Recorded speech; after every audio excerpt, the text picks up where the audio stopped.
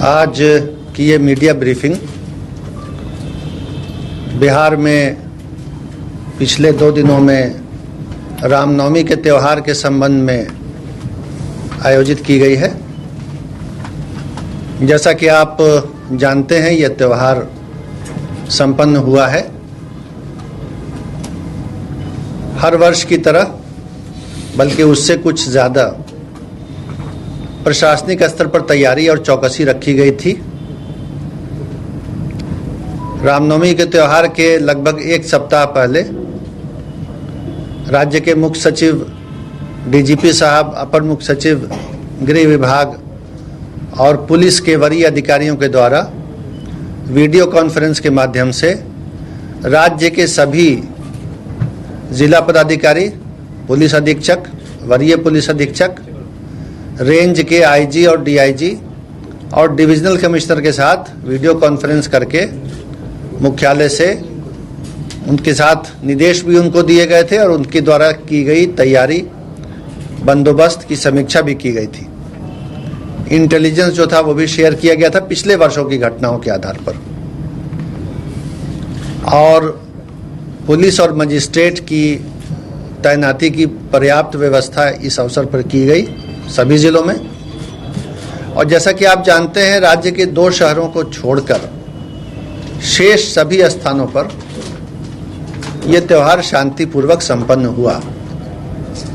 और इसके लिए मैं राज्य की पुलिस को, जो श्री RS भट्टी डीजीपी साहब के नेतृत्व में काम कर रही है, और गृह विभाग और मजिस्ट्रेसी को, जो चैतन्य प्रसाद जी के नेतृत्व में है, मैं धन्यवाद भी देता हूं। बिहार शरीफ और सासाराम में कुछ कोशिश की गई अशांति फैलाने की, कुछ घटनाएं करने का प्रयास किया गया, कुछ घटनाएं उस प्रयास के समय हो गईं, लेकिन वरीय अधिकारियों के पर्यवेक्षण में और स्थानीय जिला प्रशासन और पुलिस प्रशासन के प्रयास से बहुत जल्दी उन पर काबू पा लिया गया और किसी भी प्रकार की गड़बड़ी या अशांति को व्यापक पैमाने पर फैलने से रोका गया।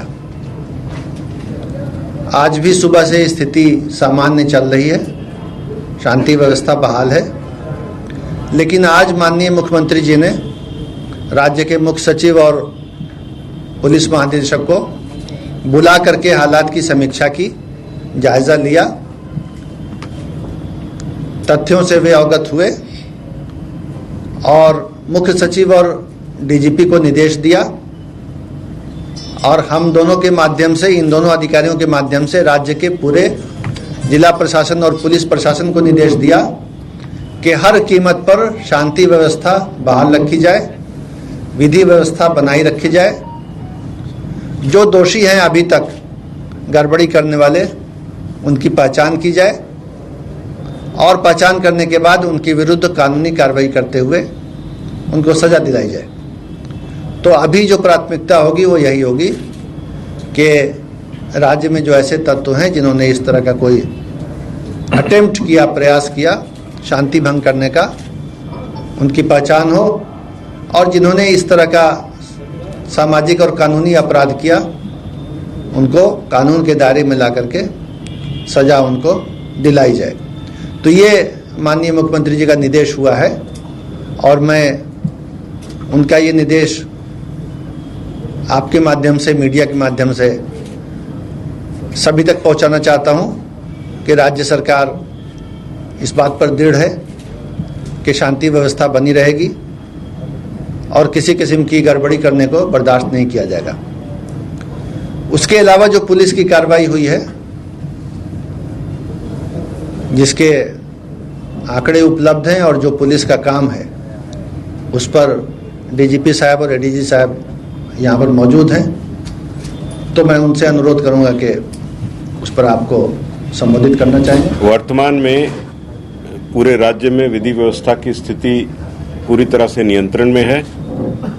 सासाराम और बिहार शरीफ में जो कुछ घटनाएं हुई, उनमें अभी तक कुल 109 व्यक्ति जो इन कांडों में संलिप्त पाए गए हैं, उनकी गिरफ्तारी हो चुकी है। और लगातार हम उन लोगों की पहचान करके गिरफ्तारी का कार्यक्रम जारी रखेंगे। किसी भी ऐसे असामाजिक तत्व को बख्शा नहीं जाएगा और कानून की पूरी ताकत के साथ उनसे निपटा जाएगा। ये निश्चित तौर पे एक प्रयास था राज्य की अमन शांति को भंग करने का, जिसको पुलिस प्रशासन ने, जिला प्रशासन ने मिलकर के इसको विफल किया है और हम पूरी तरह कॉन्फिडेंट हैं कि आगे कोई ऐसी घटना को हम नहीं होने देंगे जिससे कि आम सामान्य शांति व्यवस्था पे कोई प्रतिकूल प्रभाव पड़े। जो ऐसे अनसर हैं समाज में, थोड़े बहुत कहीं ना कहीं हो सकता है कोई ऐसे व्यक्ति हों, उनकी भी हम पहचान करके उनको कानून के दायरे में लाएंगे। धन्यवाद। कितने लोगों की मौत हुई? एक ही व्यक्ति की मौत हुई और वो आपको मालूम है, उसमें भी हमने कांड दर्ज करके गिरफ्तारियां की हैं। और बाकी कुछ नई बात इसमें यह है कि जो सासाराम में कुछ लोग बम से जख्मी थे, कल रात में ही हमने यहां से एफएसएल की टीम और डॉग स्क्वाड को भेज करके सुबह 5 बजे हमारी एफएसएल की टीम पहुंच गई थी और उसने जांच करके जो वहां पे अंश मिला था एक्सप्लोसिव सब्सटेंस का, उससे हमने ये साबित कर लिया कि वो किसी तरह का किसी के ऊपर हमला नहीं था। वो व्यक्ति स्वयं ही या तो बम बना रहे थे या उसको हैंडल कर रहे थे। तो वो व्यक्ति जो जख्मी हैं वो अपराधी की कैटेगरी में आए हैं, उनको हमने गिरफ्तार कर लिया, उनका इलाज चल रहा है। जब वो बेहतर हो जाएंगे, हॉस्पिटल से छूटेंगे तो वो जेल जाएंगे। कितने लोग हैं उसमें? 6 है ना, 6 व्यक्ति हैं उसमें। सब सासाराम में आधिकारिक तौर पे धारा 144 लगी थी कि नहीं, क्योंकि इस पे भी काफी ज्यादा चर्चा हुआ। स्थानीय प्रश्न आप स्थानीय प्रशासन से पूछे, हम लोग आपको कुल ओवरऑल व्यू दे रहे हैं और आश्वस्त कर रहे हैं आम जन को आपके माध्यम से कि पूरी तरह स्थिति नियंत्रण में। वीडियो कल जारी किया जिसमें शांति बहाल की बात की, उसके बाद ही ब्लास्ट हो गया। वो अनकनेक्टेड इश्यू है, उनसे उसका कोई ताल्लुक नहीं है। वो तो अपराधी थे, या उसको बना रहे थे या हैंडल कर रहे थे, उसमें वो घटना हुआ और बिल्कुल अलग स्थान पे हुआ। जहां वो झोंपड़ी में बना रहे थे उसकी भी हमने पहचान कर ली, वहां से भी कुछ अंश मिला, एफएसएल टीम ने जब्त करके मिला भी लिया उसको। सर, जो घटनाएं हुई इसके बारे में कोई इनपुट नहीं थी पहले से कि ऐसा होने वाला है?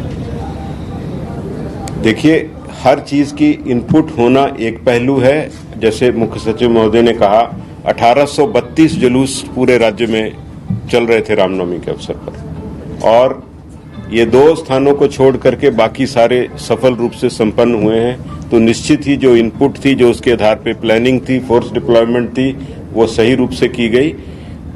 कई बार कुछ मौके पे कुछ ऐसा होता है तो उसके आधार पर, वो भी प्रयास था, बहुत तुरंत प्रशासन ने कार्रवाई की है और उसको नियंत्रित किया। सर, नालंदा मुख्यमंत्री जी का गृह जिला है, इसके बावजूद भी वहाँ पे पुलिस के सामने में देखा गया कि पथराव होते हुए, हिंसा होते हुए। आप मोटी बात आपको बता दिया। कमी है क्या सर?